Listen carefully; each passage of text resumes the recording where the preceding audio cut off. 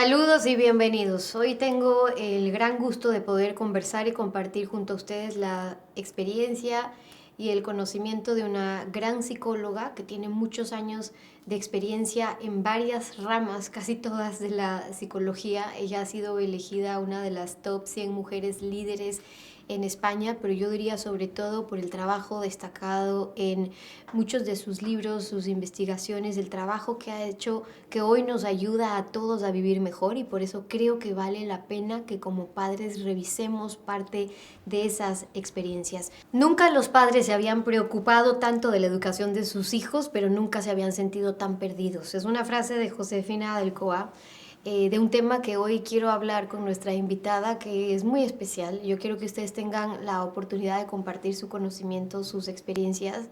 Es una psicóloga muy reconocida en España, con experiencia en muchas, si no casi todas las ramas de la psicología, y además elegida como una de las top 100 mujeres líderes en España. María Jesús Álava, bienvenida. Gracias por estar con nosotros. Muchísimas gracias, Estefanía.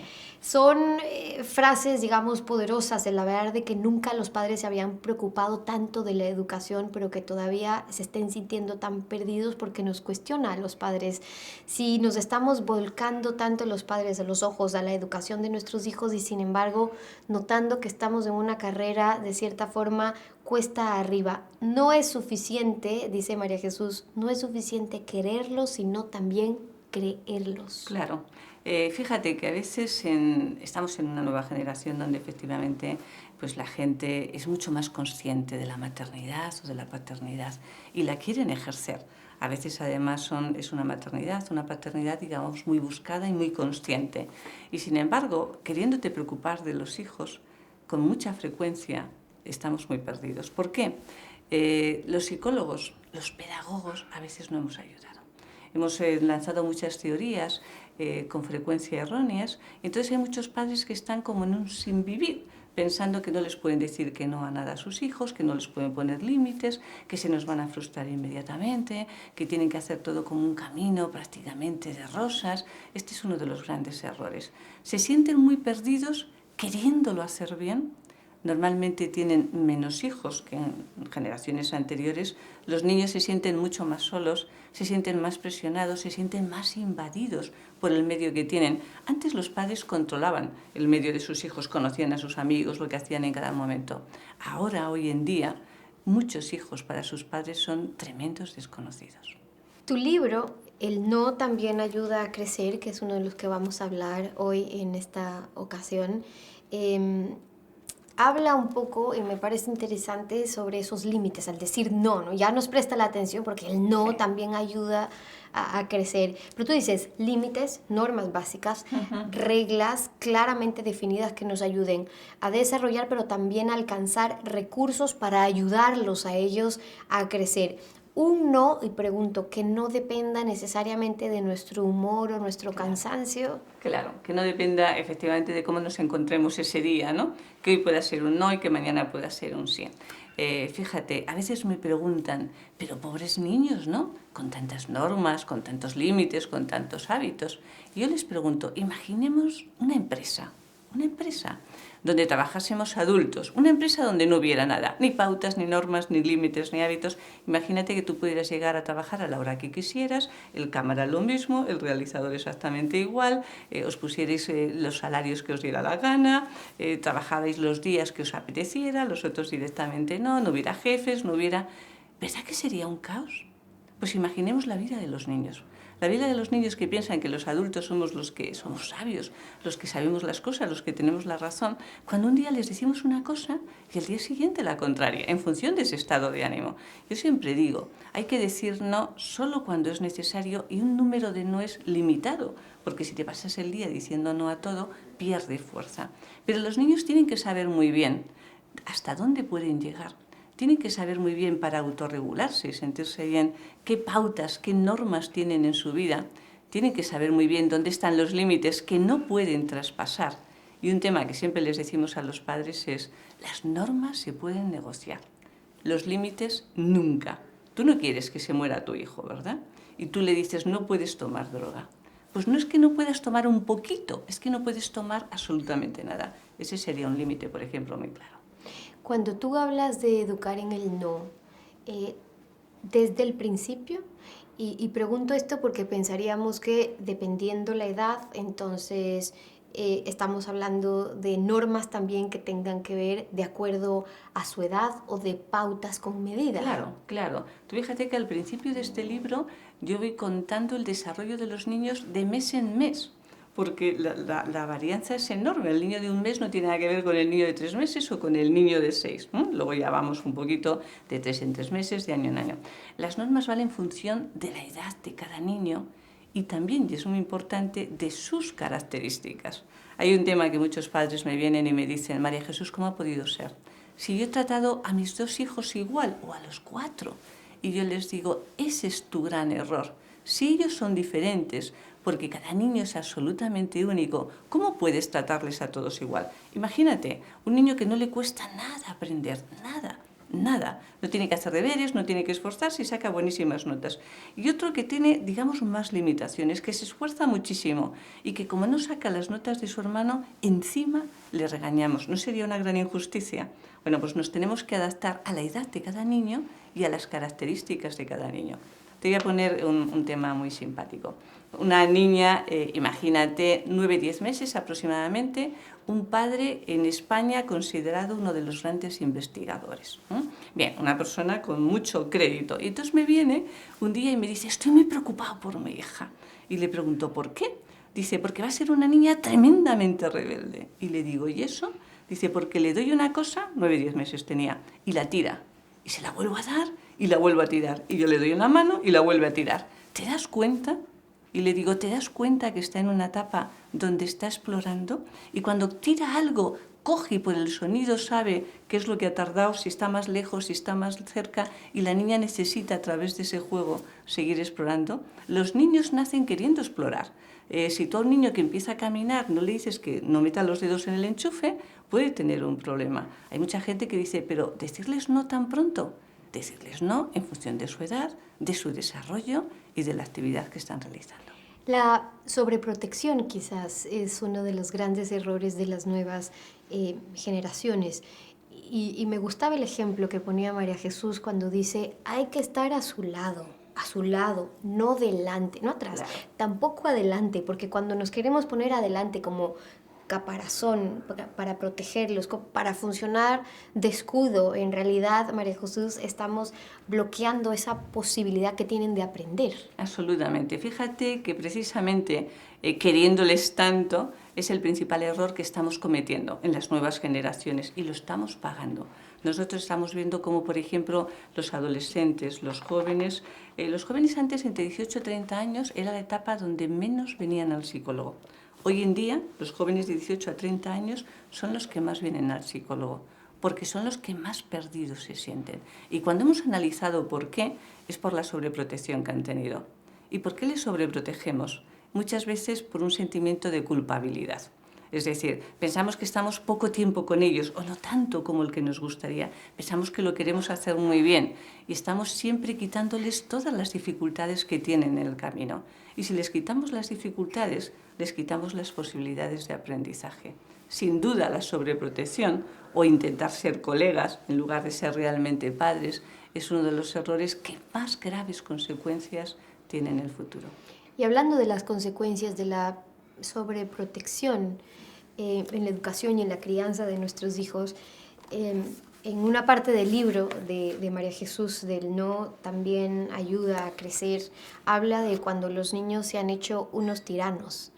Dice: los profesionales de la psicología estamos siendo testigos en las 2 últimas décadas del aumento significativo de los cuadros de ansiedad, principalmente en jóvenes y en adultos dentro del área infantil, y está ocurriendo algo semejante con los casos de tiranía y manipulación desde muy pequeños. Desde muy pequeños. A veces me preguntan o me llaman por teléfono y me dicen: quiero llevar a mi hijo a consulta. Y yo siempre le pregunto: ¿qué edad tiene? 10 meses. 10 meses. Y tú dices: bueno, tranquilidad. Siempre primero vemos a los padres. Pero hay padres con niños de meses que ya están angustiados, sí. porque no duermen, porque no comen, porque están permanentemente insatisfechos. Es decir, esto es una realidad que tenemos hoy en día, desde que son muy pequeños. ¿Cuándo tenemos que empezar a trabajar con ellos? Desde el mismo momento que nacen. Es más, diríamos, desde antes.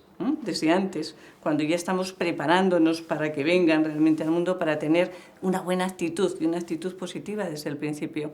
Pero desde que nacen lo que tenemos que ver es cómo es el niño. Porque tú imagínate dos gemelos monocigóticos que son idénticos, absolutamente idénticos por fuera, profundamente diferentes por dentro. Cada niño nace con un temperamento que es diferente y uno puede nacer especialmente simpático, alegre, seductor, y los ves con 2-3 meses, y con 2-3 meses puedes ver el niño o la niña que es insatisfecha, tiene un mal genio permanente, parece que está como enfadado, enfadada con la vida, se ve. Y yo siempre a los padres, a los que nacen niños especialmente alegres, bonitos, seductores, bonitos no, lo de bonitos es otra historia diferente, pero niños realmente muy simpáticos, con una actitud muy buena ante la vida, les doy la enhorabuena. Y a los padres de los niños que son profundamente tiranos, que nacen enfadados con el mundo y con la vida, también les doy la enhorabuena, más. Porque esos padres van a aprender mucho, porque van a tener que trabajar enormemente para conseguir revertir que esos niños que parece que están enfadados con la vida terminen disfrutándola. Y eso se puede conseguir si los padres lo hacen bien. Hablando del trabajo de los padres, hablábamos de los niños tiranos, que los niños manipuladores también, que ojo, no es un tema de los adolescentes ni de los jóvenes, que puede ser desde muy niños, pero también las consecuencias y es ese sentir. Tú dedicas una parte de tu libro a hablar de ese sentir de esclavitud de los padres. Y dice, cuando nos sentimos sus esclavos, los esclavos de los niños, pero ¿qué más nos pueden pedir? Esta exclamación que suele estar llena de dolor, pero de un dolor indescriptible, auténticamente desgarrador, porque es volcarse, intentar volcarse en la educación de los niños, pero sentir, bueno, ¿y qué más? Claro, ¿qué más nos pueden pedir si les estamos dando todo? ¿Sabes lo que más te piden los niños? Tu presencia. Tu presencia, es decir, no hay nada tan emocionante para ellos como la presencia de los adultos. Y cuando piensan que tienen esa poca presencia, entonces ellos intentan llamarte la atención. Nosotros hicimos un estudio con más de 3.000 casos de niños que habían presentado dificultades de conducta, todos, diferentes edades, dificultades importantes de conducta. Y había una variable común. Cuando analizamos esos casos, vimos las familias, vimos los colegios, la variable común es que eran niños con poco tiempo de padres. Es decir, niños que cuando volvían a casa, pues estaban a lo mejor con los abuelos, con otras personas, pero muy poquito tiempo de padres. Entonces eran niños que necesitaban mostrar su malestar, necesitaban decir, oye, que no tengo lo importante, y a lo mejor tenían todos los juguetes del mundo, pero eso para ellos realmente no era lo vital. ¿Qué es, María Jesús, poco tiempo de padres? Y hago esta pregunta porque muchos de los padres que nos están viendo dicen, a ver, pero si la mujer y el hombre siempre han trabajado, llegan en los casos que pueden, 5 de la tarde a su casa y luego, bueno, pero luego tenemos el padre, el workaholic, luego tenemos el que nunca para y luego tenemos el que llega a casa y no puede desconectar el chip del trabajo y trae además su carga laboral de trabajo. ¿Qué es un tiempo saludable? ¿Cómo lo medimos? ¿Cómo sabemos dónde estamos bien? No es tanto algo cuantitativo, sino cualitativo. Imagínate que tú dices, no, yo me las organizo de tal manera que estoy toda la tarde con mis hijos. Ya. Pero ¿cuánto tiempo de esa tarde les estás realmente atendiendo? ¿Les estás de verdad dedicando? ¿O estás haciendo otras cosas? ¿Cuál es el tiempo necesario? El que puede necesitar un niño, y sí que sería algo diario, que pueden ser 15 minutos, 20, que no tiene que ser mucho más, pero que te tiene que ver esa disposición y saber que lo que quiera contar o lo que tenga necesidad de transmitir, tú le vas realmente a escuchar. Pero no como un tercer grado, no que llega el padre y ve al niño y de repente le dice, bueno, ¿qué tal en el colegio? ¿Qué has comido? ¿Qué deberes te han puesto? ¿Qué has hecho? ¿Qué tal? No, por Dios. Lo que tienes que hacer es estar a tu lado y decirle, ¿qué ganas tenía de verte? Estaba pensando cómo te encontrarías hoy. ¿Cómo habrías pasado el día? Si estabas de buen humor, si estabas enfadado por algo. ¿Quieres que juguemos? Esa es la actitud completamente diferente. No tienen que ser más de 15 o 20 minutos, pero sí de dedicación a ese niño y que se sienta el niño o la niña el centro del mundo, del universo, porque los niños son muy humanos. Los niños saben cuando los padres tienen que hacer muchas otras cosas. Lo que pasa es que necesitan sentirse importantes, necesitan saber que hay un tiempo, el tiempo de ellos. A veces los padres les decimos que se dividan un poco los roles en función también de la edad de los niños. Y que si uno está más por la noche, pues el otro sea el que a lo mejor desayuna con ellos por la mañana o les lleva al colegio. Pero que siempre sientan ese centro de atención cuando ellos realmente lo necesitan, no cuando nosotros queremos, cuando ellos lo necesitan.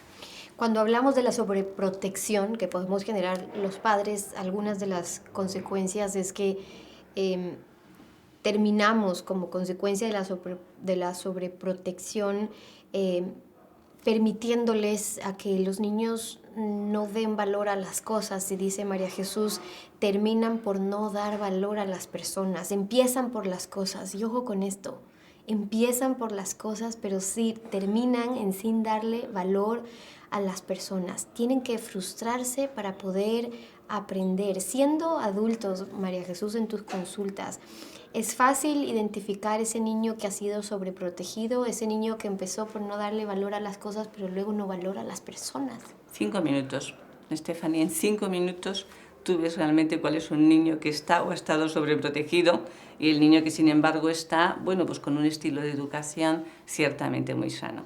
Es decir, hay muchos padres que incluso quieren darles lo que ellos no tuvieron, que es algo muy humano. Y te dicen, yo tuve muchísimas carencias, porque mis padres tenían unas condiciones socioeconómicas determinadas. Y entonces le quiero dar a mi hijo lo que no tuve. Y dices, ya, pero eso no es. Tu hijo no va a vivir la vida que tú no has vivido. Y tú no le puedes dar las cosas regalándoselas, sin hacer ningún esfuerzo. Los psicólogos estamos viendo que esa cultura de falta de esfuerzo está siendo uno de los mayores problemas que tenemos y de las causas de depresión, incluso infantil, con niños realmente muy pequeños. Es decir, tú tienes que creer en ellos, que decíamos al principio, es mucho más que quererles. Creer en ellos es saber y decirles que pueden hacer un esfuerzo porque tú estás convencida que pueden conseguir lo que se propongan. Vamos a ponerles pequeñas metas que las puedan alcanzar, pero ponlas de tal manera que se vayan sintiendo bien con ellos mismos, que se tengan que esforzar. Si tú les regalas todo, lo que van a hacer es responderte con una mala conducta. Es una forma de decirte, esto es lo que yo no quiero. A mí chavales de 18 o 20 años que han tenido problemas con sus padres y de repente ves primero a los hijos, ves a los padres y cuando entran los padres les dices, vuestro hijo os quiere decir algo. Y entonces él les coge y les dice, ¿sabéis lo que os quiero decir? ¿Por qué no me dijisteis no? ¿Por qué fuisteis tan cómodos? ¿Por qué me disteis todo lo que yo os pedí? ¿Por qué no me escatimasteis nada?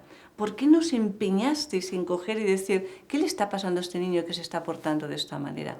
Esos reproches a veces pueden ser muy duros, pero son muy humanos y son muy reales. Es como el tema de la frustración. Si no dejamos que se frustren, no aprenden. No aprenden, es decir, en las dificultades es como el niño pequeño, el adolescente, el adulto, tiene que coger y hacer uso de su creatividad y de su inteligencia emocional. Nos llama la atención, María Jesús, cuando tú hablas de la constante en temas de depresión en jóvenes, pero también en más pequeños, ojo con eso, ya desde muy pequeños. Y cuando vemos eso, algunas de las consecuencias a veces son que empiezan estas conductas disruptivas, ¿no? De llamar la atención, pero también de comportamientos a veces hostiles. El temperamento, y hago esta pregunta porque muchos padres suelen consultar, ¿no? Es que es el temperamento del niño, es que el niño nació así, es que este niño, los dos son normales y este tercero me ha salido con este temperamento. ¿Es el temperamento o es su entorno? ¿Qué necesita un niño? ¿Qué es lo que más le afecta a un niño que empieza ya con este tipo de conductas?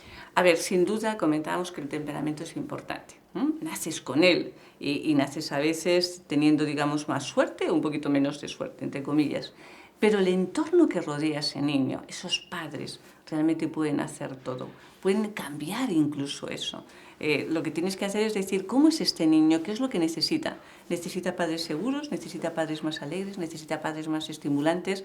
¿Necesita hermanos que tengan más o menos paciencia realmente con él? ¿Necesita darse cuenta que nosotros, a pesar de que es un niño un poquito más complicado, más difícil, le seguimos queriendo y le seguimos valorando? Eso se puede conseguir siempre, absolutamente siempre. Es decir, no podemos acticar pensando, es que este niño nos ha salido muy difícil. Bueno, este niño ha nacido y ha salido diferente, lo cual no quiere decir que no lo puedas reconducir. Cuando un niño tiene conductas disruptivas, decías Stephanie, es mucho más fácil que lo reconduzcamos. Es decir, cuando un niño llama la atención, nos está diciendo intervenir, en esas intervenciones puedes reconducirlo. Lo difícil, lo que realmente nos preocupa son los niños que se callan, que no dicen nada, que están profundamente tristes, que apenas intervienen. Esos son los niños que nos cuesta mucho más porque no lo manifiestan y porque son los que pueden cursar una profunda depresión. Me queda un minuto para cerrar con esto y es para hablar sobre la confianza en el desarrollo de un niño, cuánto pesa la confianza de nuestros hijos. El bebé nace inseguro, pero nace creyendo en sí mismo, dice María Jesús. Los principios para creer en uno mismo vienen en realidad desde la infancia. Sí, desde la infancia. Y son sobre todo transmitiéndoles que esa personita singular que es una persona que nosotros queremos, valoramos por encima de todo. El niño se conoce y tú le dices, mira, ¿sabes por qué me gustas? Porque tienes mucho temperamento, o porque tienes mucho genio, o porque eres capaz de decir lo que tú realmente piensas, o de luchar por aquello que tú crees dentro de ti. Me gusta porque eres como eres. Y lo que tú no sabes es que aún puedes ser infinitamente mejor. Yo sí, porque me doy perfectamente cuenta. Y sé que si te esfuerzas un poco, eres capaz de conseguir estas cosas. Y sé que tienes un corazón limpio. Y sé que puedes ser generoso. Y sé que puedes ser majo con tus hermanos, con tus compañeros. Pero sé que a veces dudas de ti. Yo, que creo profundamente, sé muy bien lo que eres capaz de hacer. Vamos a hacerlo juntos. Vamos a ver cómo te podemos ayudar. En casa, en el colegio, con tus amigos, nos ponemos a ello. Pero si tú crees en ti, yo creo muchísimo más y tú conseguirás lo que quieras siempre. Y con esos últimos consejos los dejo a ustedes para que lo puedan poner en casa, en práctica. Gracias, María Jesús, por compartir tu conocimiento y por compartir tu experiencia, por esa generosidad de estar aquí y darte el tiempo. Gracias por habernos acompañado. Gracias, Stephanie. Y así concluimos con ustedes, como siempre. Hasta una próxima oportunidad.